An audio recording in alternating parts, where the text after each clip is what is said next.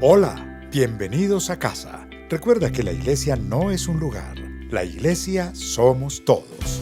Nos alegra compartir contigo este tiempo en el que adoraremos a Dios y aprenderemos más de Él al escuchar su palabra.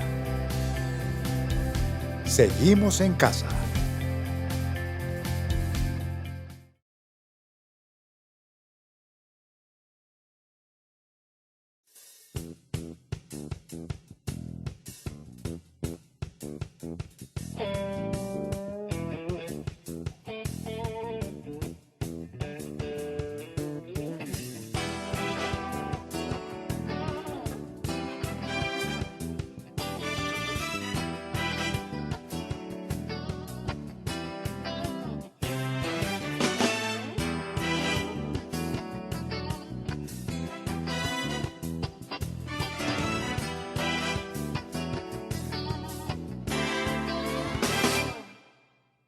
Con mi Dios yo saltaré los muros,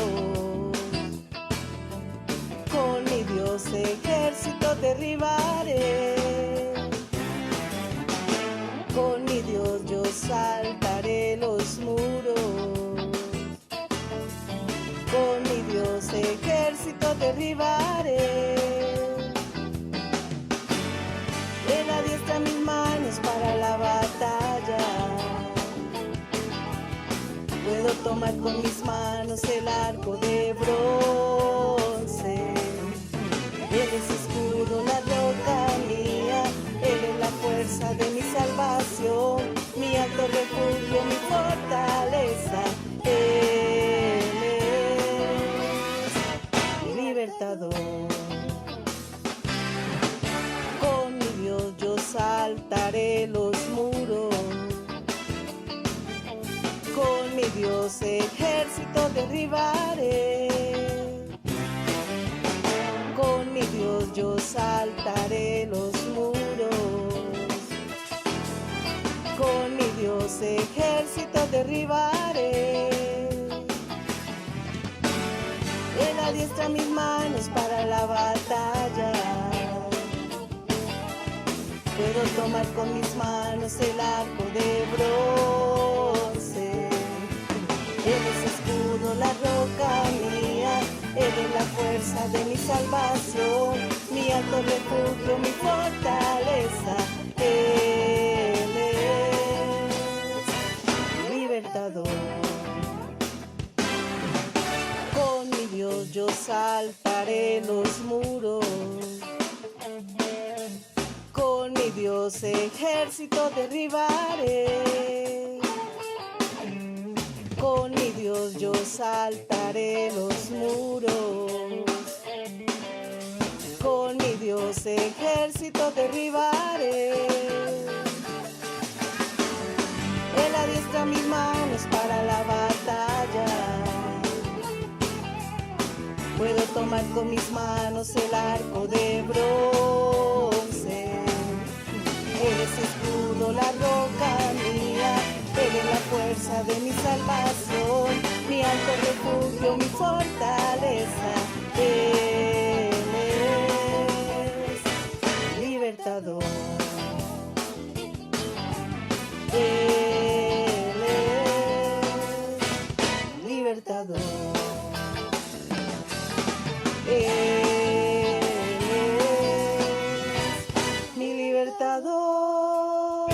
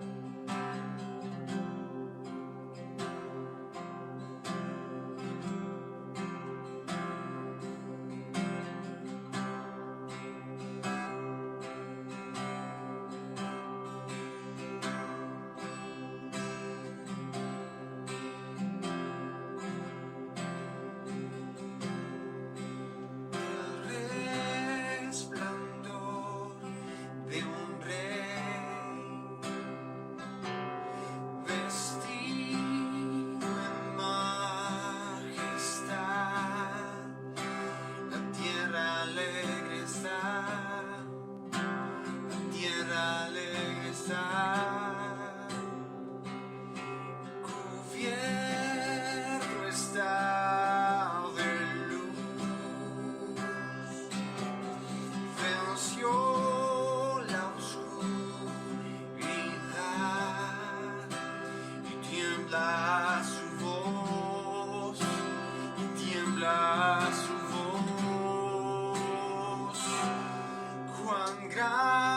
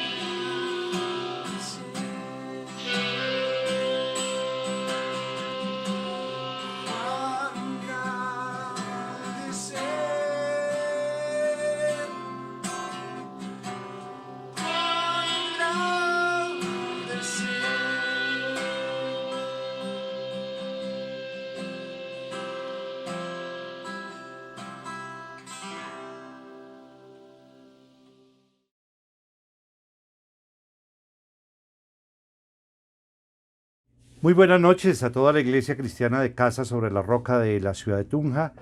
Damos también una bienvenida a todas las personas que hoy por primera vez están sintonizándose por este canal, de tal manera que podamos escuchar la palabra de Dios. Recordemos que no solo pan vive el hombre, sino de toda palabra que sale de la boca del Señor. Bueno, en este tiempo, el domingo pasado, el pastor Darío tocó un tema sobre la gratitud. Y es la oración de gratitud, es una oración fundamental. Recordemos una enseñanza y una predicación que recibí de parte de Dios después del infarto que sufrí, de la sanidad y del milagro que recibí de parte de Dios. Hablábamos sobre la misericordia del Señor y que tenía 3 efectos grandísimos. Este atributo, el atributo es la bondad del Señor, que se desarrolla, el atributo de la bondad se desarrolla en 2 aristas, la gracia de Dios y la misericordia.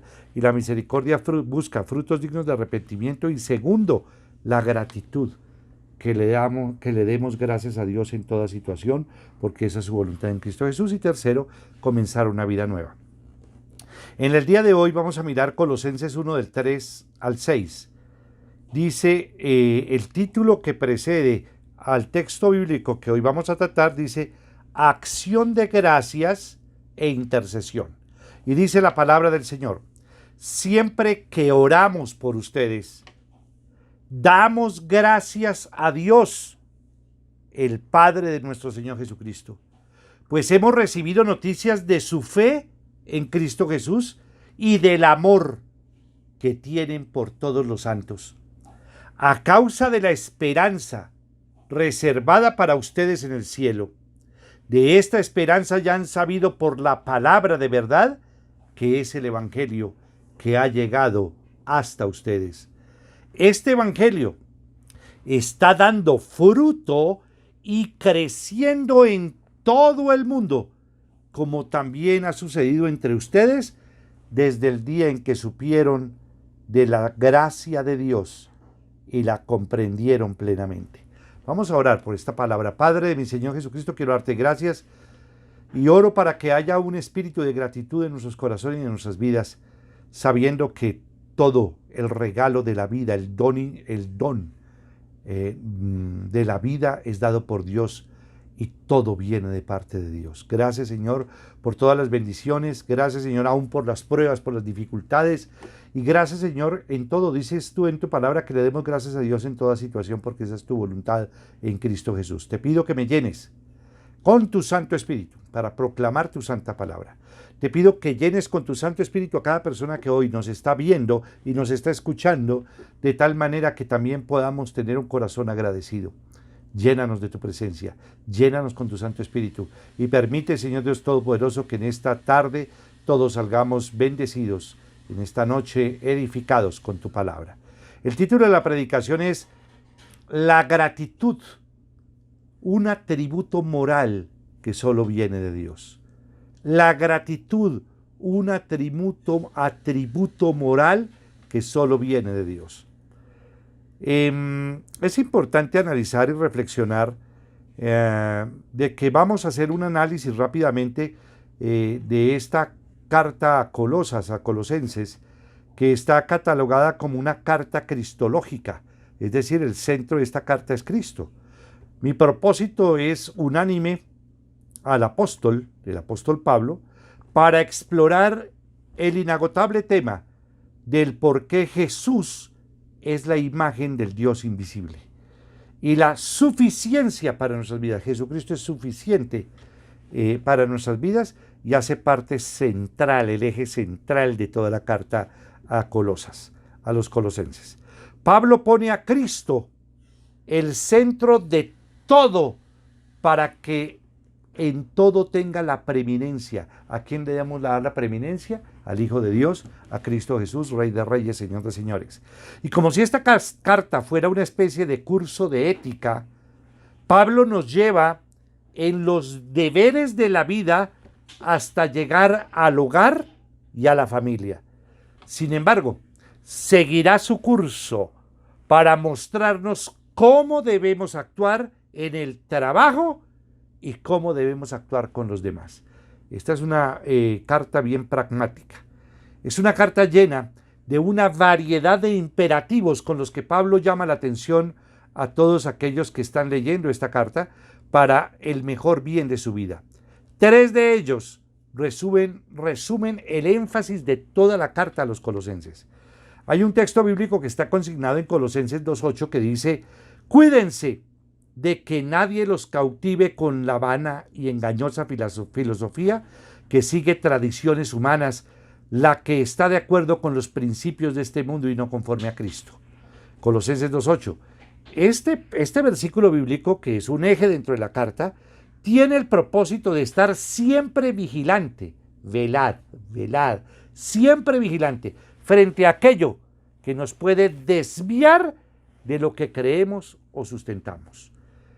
El segundo pilar o el segundo fundamento central de esta carta está escrito en Colosenses 3 del 12 al 13, que dice: por lo tanto, como escogidos de Dios, santos y amados, revístanse de afecto entrañable y de bondad, humildad, amabilidad y paciencia, de modo que se toleren unos a otros y se perdonen si alguno tiene queja contra otro.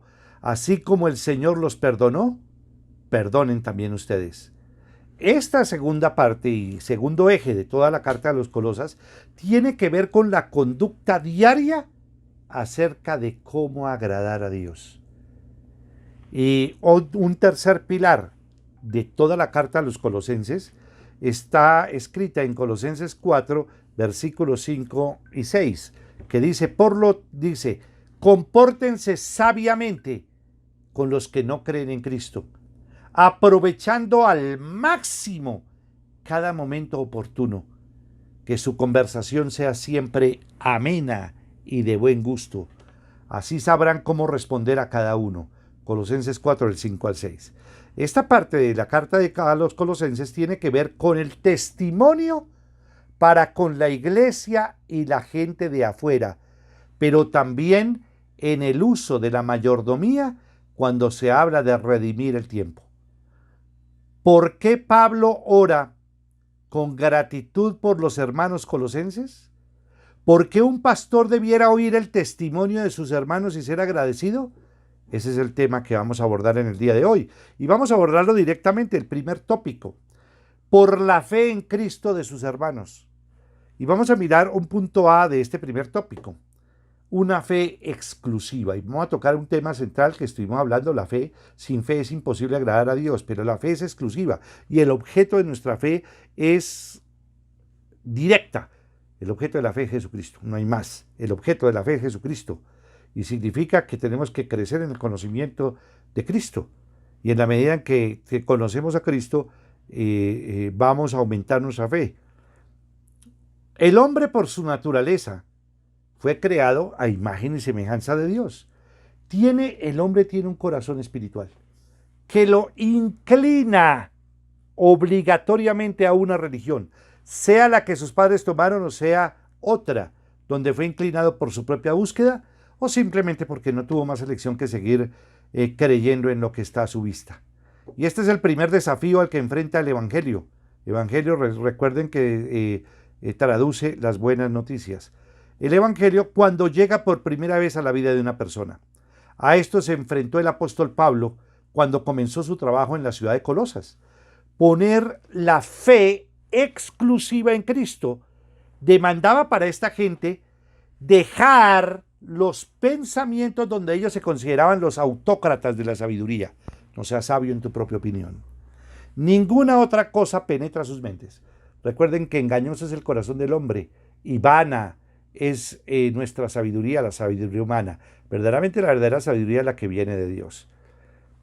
Pero además muchos de ellos enseñaban que Dios no había creado el universo. Pablo combatirá esa falsa creencia.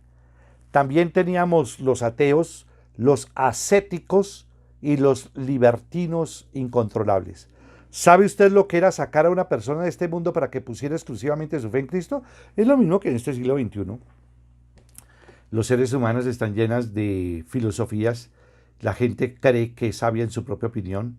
La gente cree que con su autosuficiencia puede verdaderamente solucionar a los problemas. Y fijémonos que todas las potencias del mundo están rendidas frente a un COVID-19, donde ha puesto a temblar completamente a la humanidad entera y donde está colapsando completamente también todos los sistemas de salud del mundo. Ha colapsado también la economía en muchos sectores y en muchos lugares de Occidente.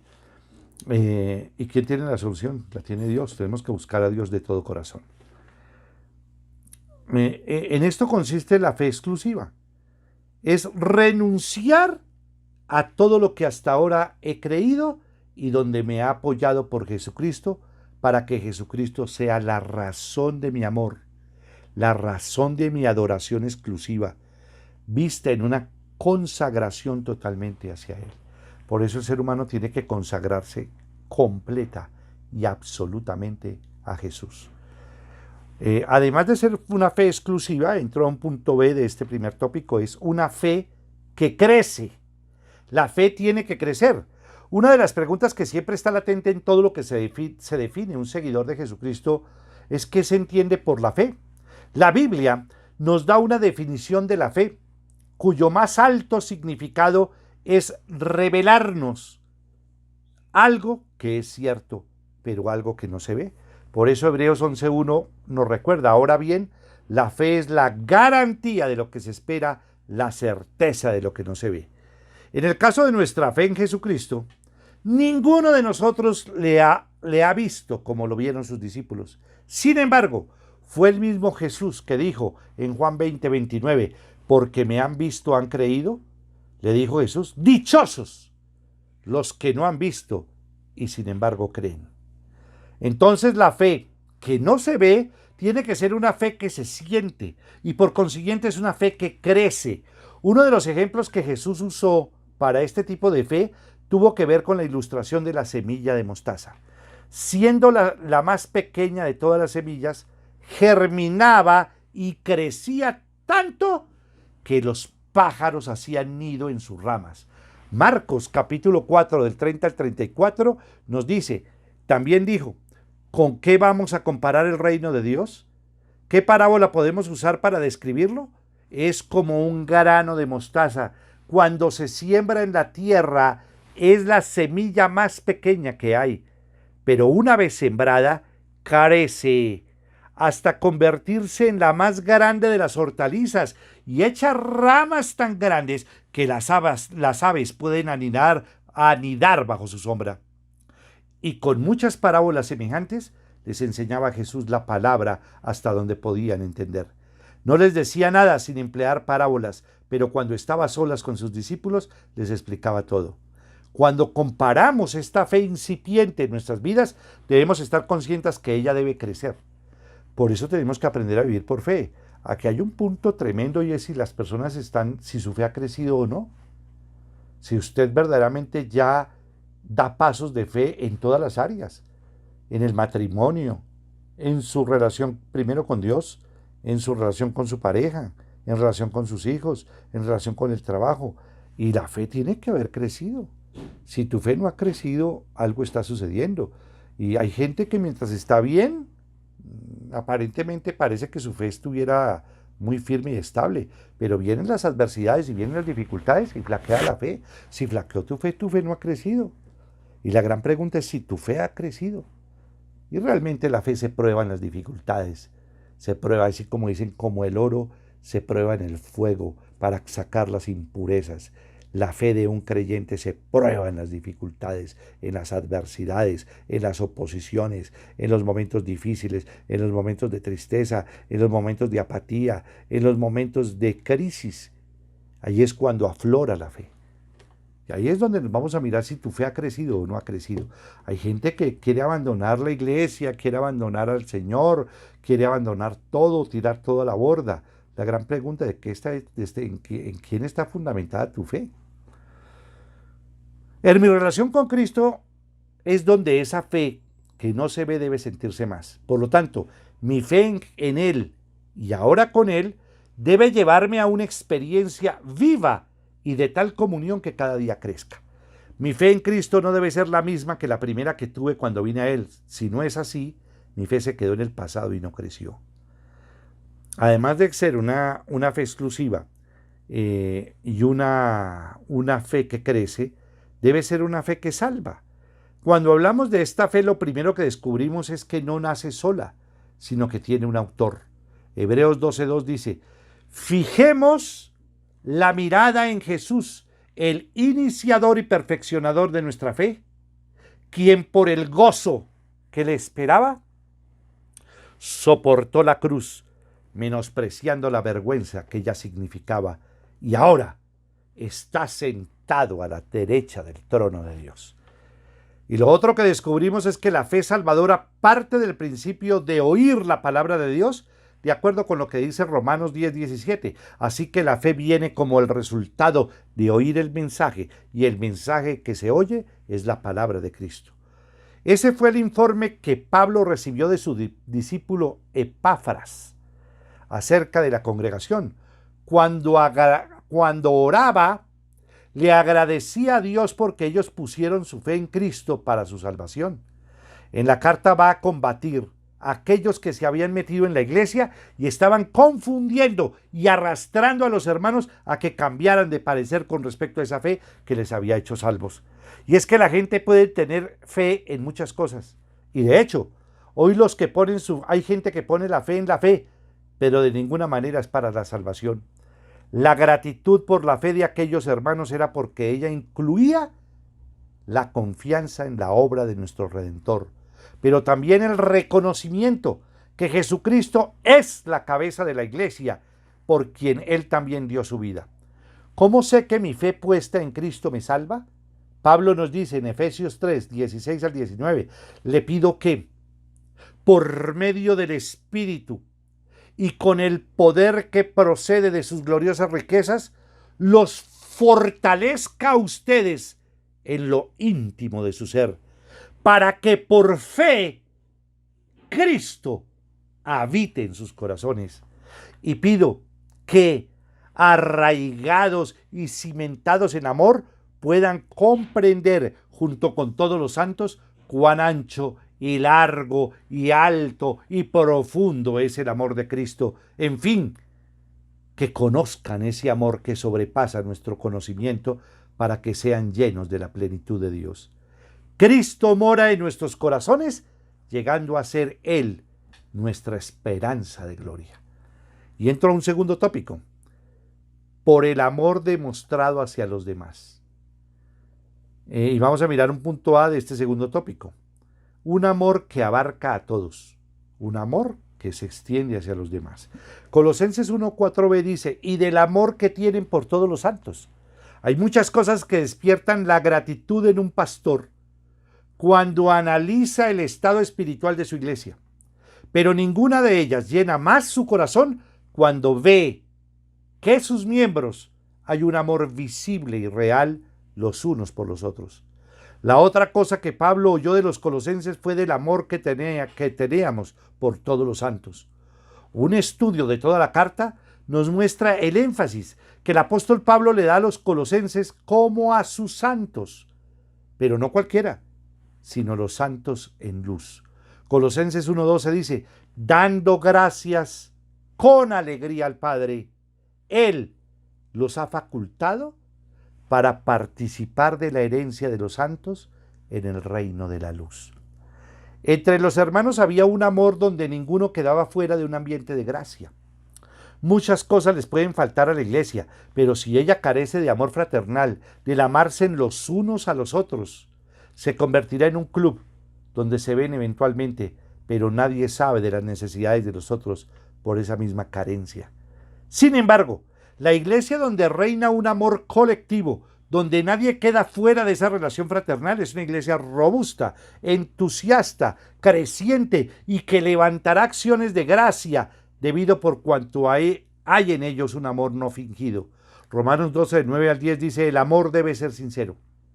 Aborrezcan el mal, aférrense al bien, ámense los unos a los otros con amor fraternal, respetándose y honrándose mutuamente. Y aquí recuerden ustedes la predicación que dimos sobre los velos. Se dice que nosotros debemos reflejar la imagen de Cristo, ser luz en medio de la oscuridad, ser luz en nuestra relación de pareja, ser luz, en nuestra relación de familia con nuestros hijos, ser luz, en el lugar de trabajo, ser luz en la iglesia y ser luz en todo lugar, pero que hay velos, la falta de revelación, la falta de comunión. Si en tu casa no hay comunión y no hay ese amor, y el común denominador son las peleas, las divisiones, muy probablemente tengas un velo que esté impidiendo que tú reflejes a Cristo y tenemos problemas profundos. Hablábamos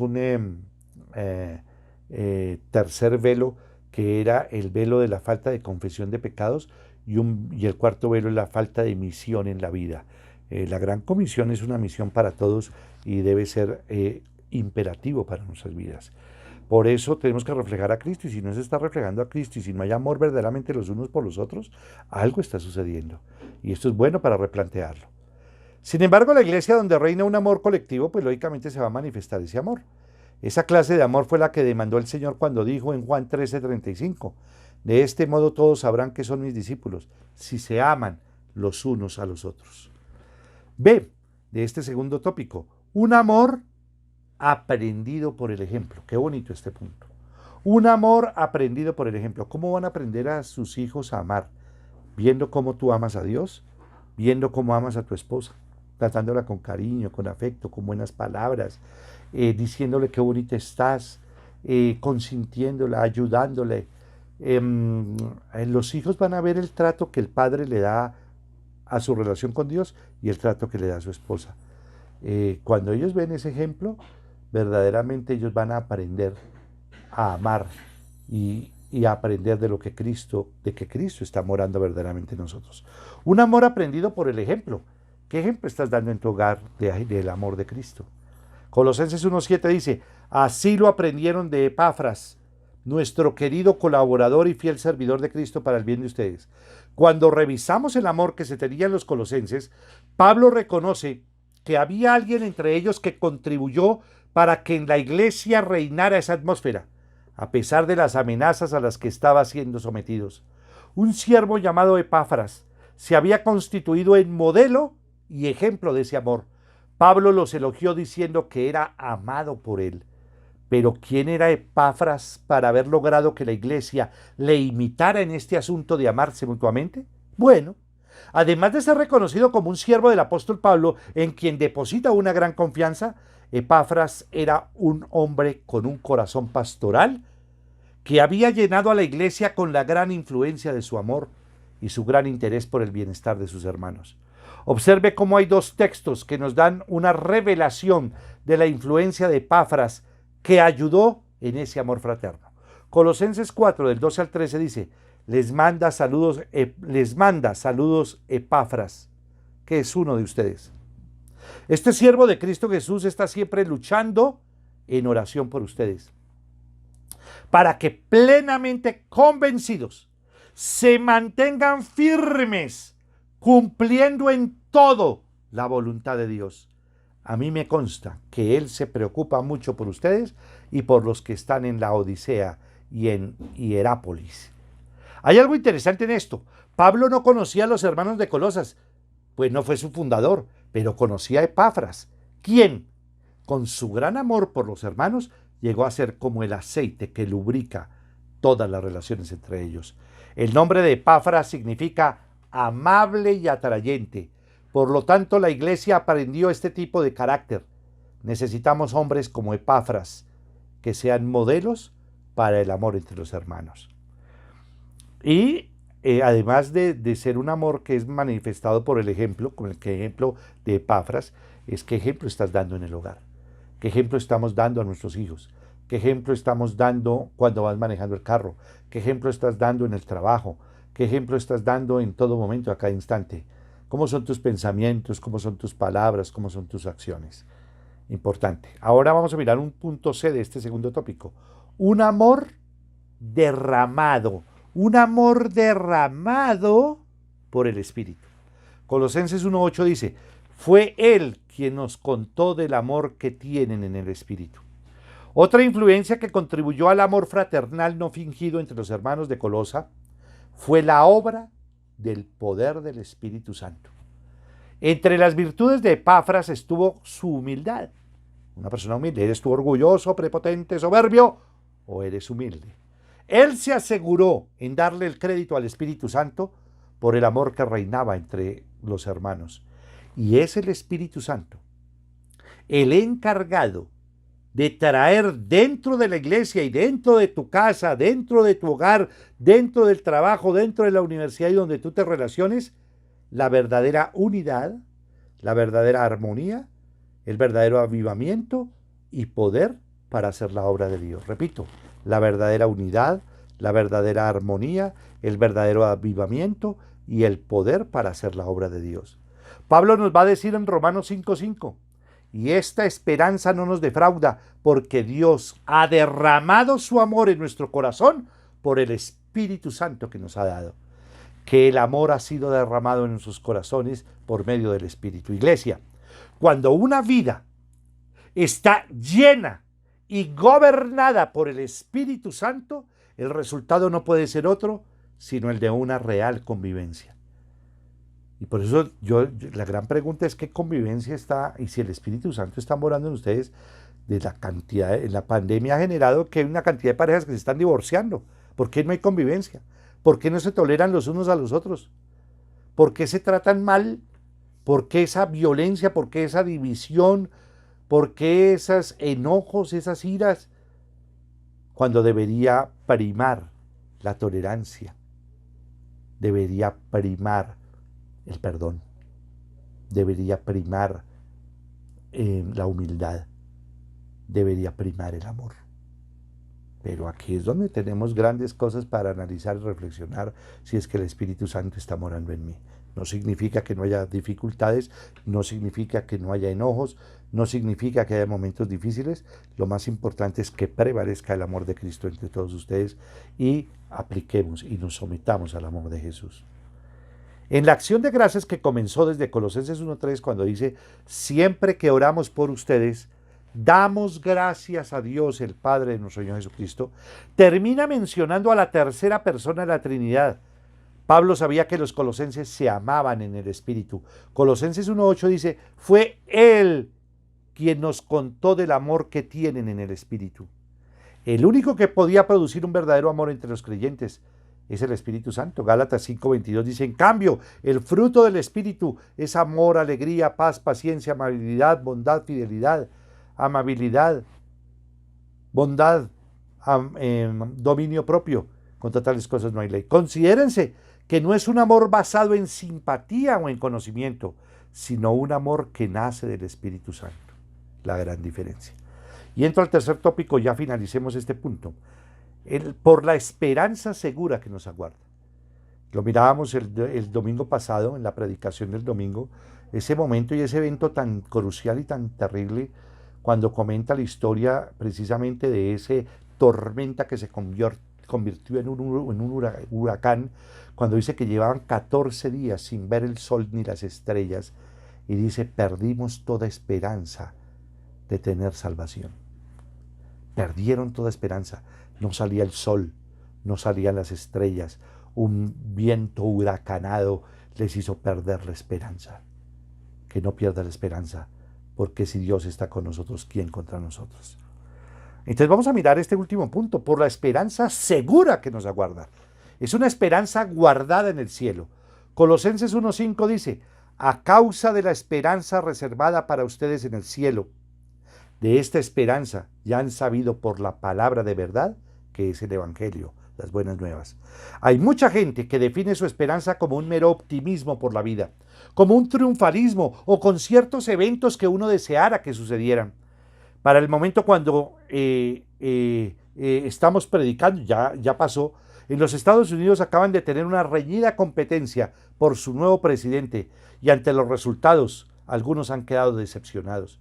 Pero el creyente no pone su esperanza en lo temporal y pasajero, sino en el depósito del cielo.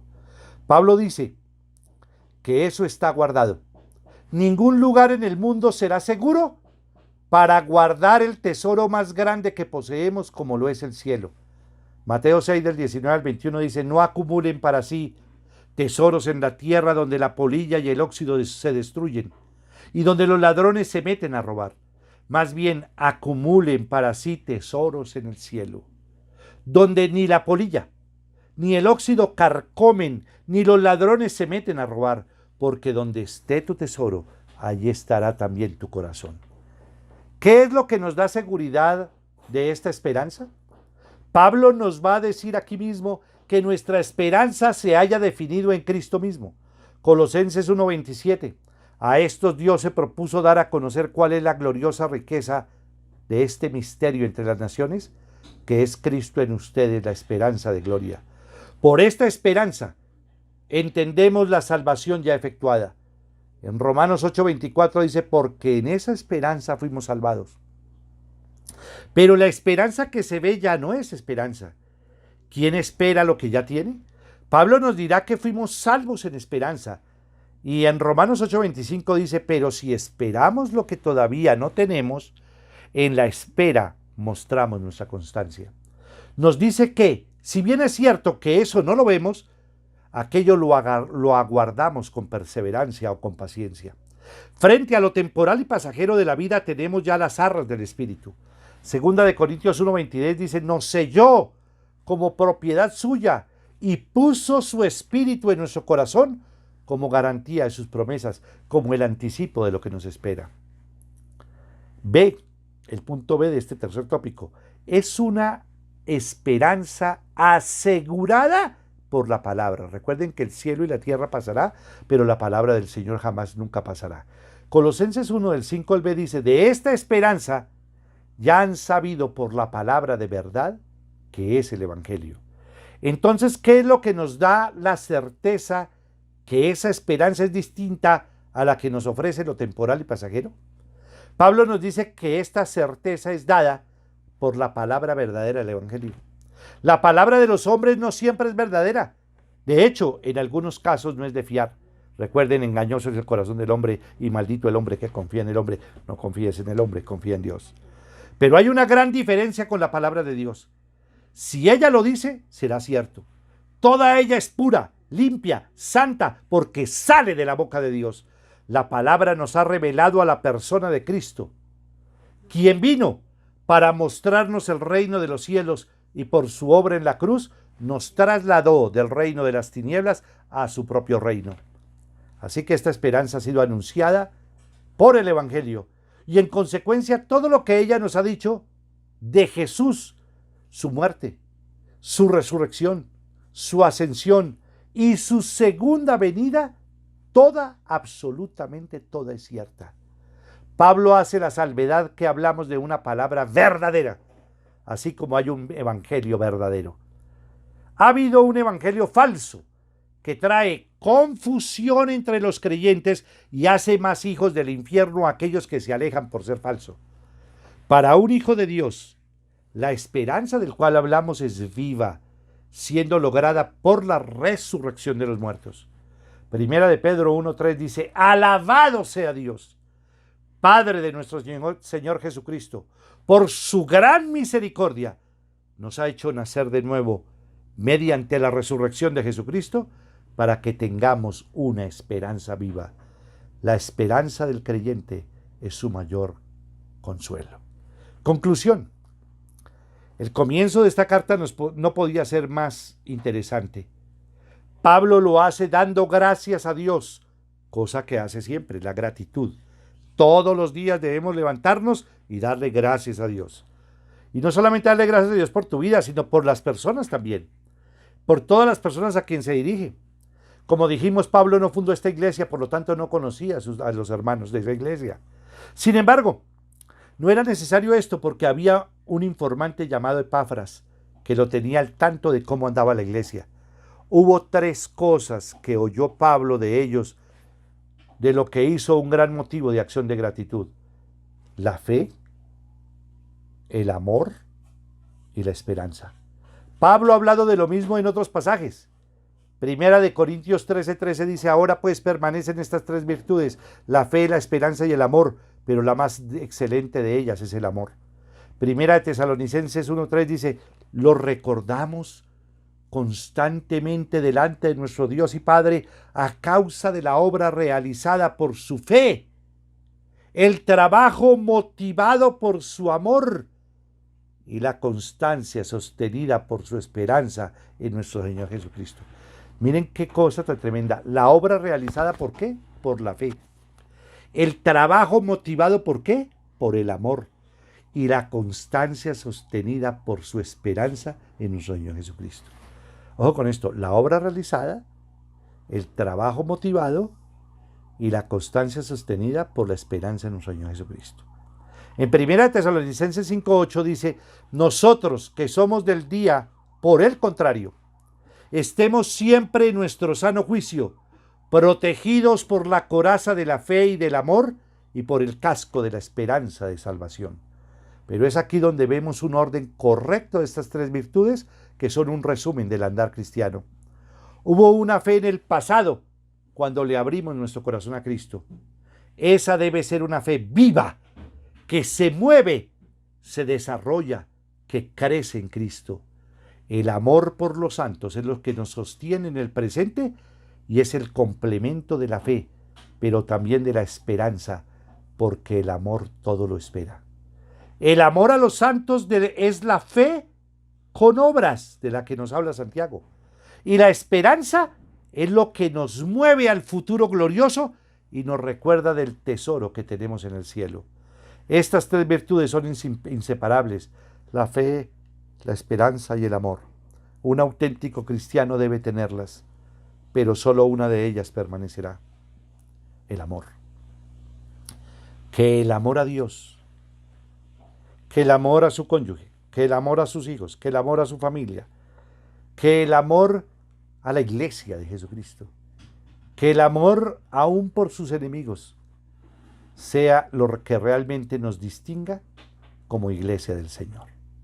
Orémosle al Señor. Padre de mi Señor Jesucristo, quiero darte gracias por tu palabra y quiero pedirte que haya verdaderamente gratitud en nuestro corazón, que haya una fe sincera, una fe exclusiva, una fe que crece, que es esa fe que cuando Dios nos la coloca en nuestro corazón es como el grano de una semilla de mostaza para que crezca.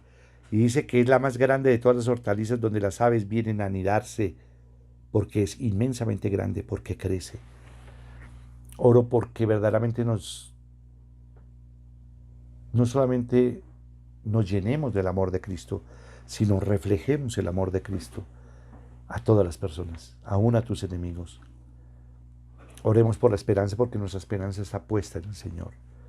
Oremos porque creemos firmemente en la resurrección de los muertos. Creemos firmemente que Jesucristo es el Hijo de Dios y que siendo Dios se hizo hombre por ti y por mí. Que Jesucristo murió por tus pecados y por mis pecados y por todos los pecados de la humanidad para traernos salvación. Y que resucitaremos, y que así como Cristo resucitó al tercer día, como las primicias de la resurrección, así también tú y yo resucitaremos de entre los muertos. Y el cuarto enemigo que será destruido será la muerte, que será lanzado al lago de fuego eterno, donde será lanzado Satanás, el falso profeta, el anticristo y todos los que no creyeron en Cristo Jesús.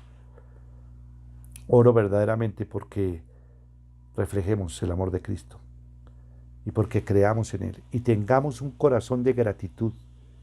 Démosle gracias a Dios en toda situación, porque esa es su voluntad en Cristo Jesús. Amén. Vamos entonces a orar a las personas que quieren por primera vez entregarle su vida a Jesús. Necesitamos con extrema urgencia en los tiempos de hoy que los seres humanos reciban a Jesucristo y crean en Jesucristo como el único Señor y Salvador de nuestras vidas. Para ello quiero que hagas una oración de fe.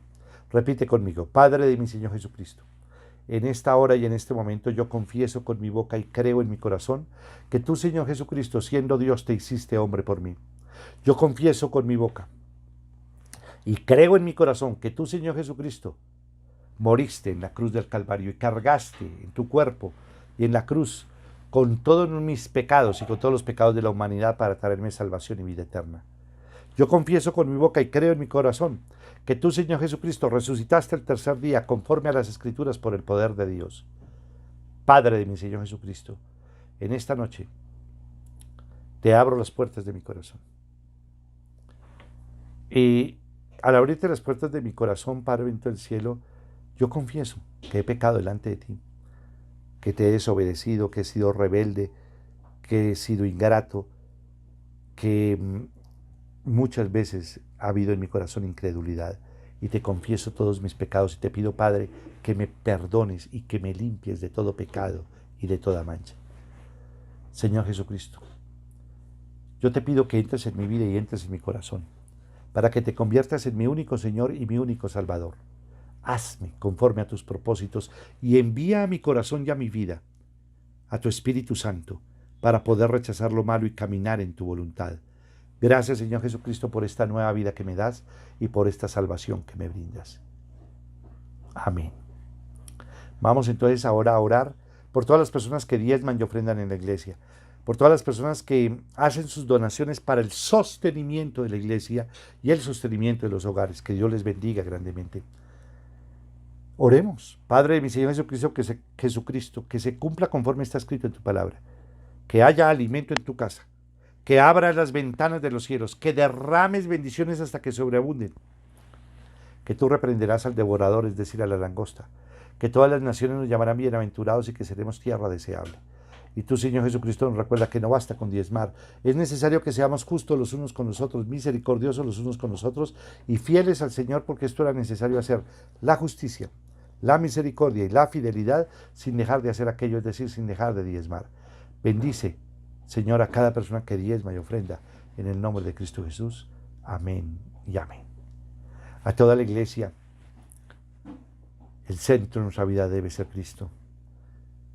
Tu vida debe ser una vida guiada por Dios.